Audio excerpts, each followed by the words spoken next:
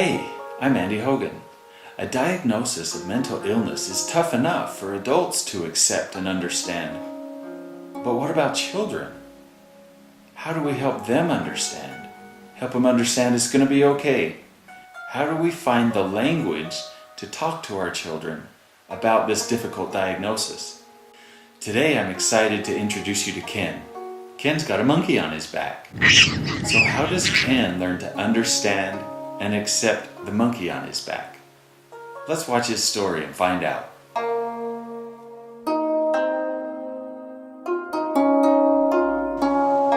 A Monkey on Ken's Back by Andy Hogan, illustrated by Michael D. Perez. One cold, sunny morning, Ken awoke and sat up on the side of his bed. For some reason, he didn't feel normal. Ken looked up at the painted ceiling. Was it a wilder red than it had been the day before? Ken looked down at the carpet on the floor. Had it turned a deeper blue while he slept? Ken couldn't figure out why he felt different.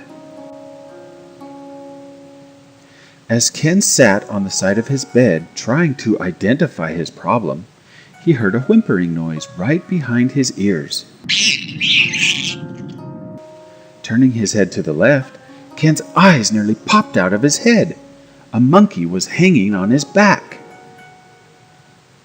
"Get off me!" Ken yelled as he thrashed all around his room trying to get the monkey off his back.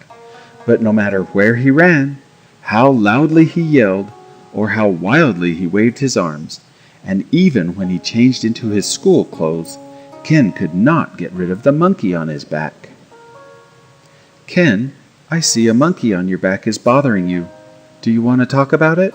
his mother asked as Ken slumped onto his chair and started eating breakfast. "I'm fine," Ken mumbled. Embarrassed, mad, and sad all at the same time, Ken didn't feel like talking about it. He wished the monkey would go away if he just pretended it wasn't there. After breakfast, Ken hung his head and dragged his feet while he slowly made his way up the sidewalk towards school. He was worried about what everyone would say when they discovered he had a monkey on his back. Would the boys make fun of him? Would the teachers be mad at him? Would the girls scream? At school, none of the other students said anything to Ken about the monkey on his back. Ken's best friend Ray did notice that Ken wasn't acting normally. Putting her arm on Ken's shoulder, she asked with concern in her voice, "You look sad. What's wrong?" "Nothing. You wouldn't understand," Ken said coldly as he shoved Ray's arm off his shoulder. Ken felt so confused by the monkey on his back that he couldn't focus on his studies. Finally, the teacher sent him to the school nurse to see whether she could help. The nurse tried to teach Ken about the monkey on his back, but Ken wouldn't listen. He felt all alone and was sure no one else could help him or even understand his misery. After school, instead of walking home the normal way, Ken chose to take a shortcut through the town dump. His parents had warned him it was dangerous and to stay away from the dump. But Ken felt so confused, he thought maybe something at the dump could get the monkey off his back.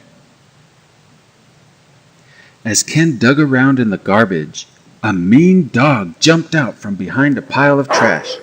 Barking and snarling, it started chasing Ken. Tripping and stumbling over the piles of garbage, Ken didn't see a deep pit and fell right into it. Besides twisting his ankle so he couldn't stand up, Ken wasn't hurt badly from falling into the deep pit. He got up on his knees and pulled his phone from his pocket. With tears in his eyes, Ken humbly called his father and honestly told him where he was and what had happened. Ken was surprised that his father didn't get mad. Instead, he calmly offered encouragement to Ken that life could still be good, even with a monkey on his back. Arriving at the dump, Ken's father chased away the mean dog and then knelt down next to the pit to save his son. Reaching up for his father's outstretched hand, Ken exclaimed, "Dad, you have a monkey on your back." When you open your eyes and look around, "You'll notice everyone has monkeys on their backs," his father replied as he gently lifted Ken out of the dark pit. Sure enough, as Ken and his father happily walked out of the dump, and his mother, baby brother, sister, and best friend Ray all rushed up to him for hugs, Ken finally saw that they had monkeys on their backs too. From that day on, knowing he was not alone, Ken began to understand that he could live happily, even with a monkey on his back.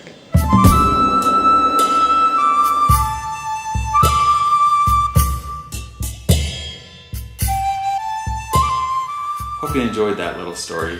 A lot of thought went into the story and the illustrations to compare the process of going from identifying a disorder or a mental illness or a physical disability to accepting it, and all of the difficulties and challenges that can and do come up in that process for both children and adults. If you'd like a hard copy of A Monkey on Ken's Back, you can find it at www.bearcanyonpress.com.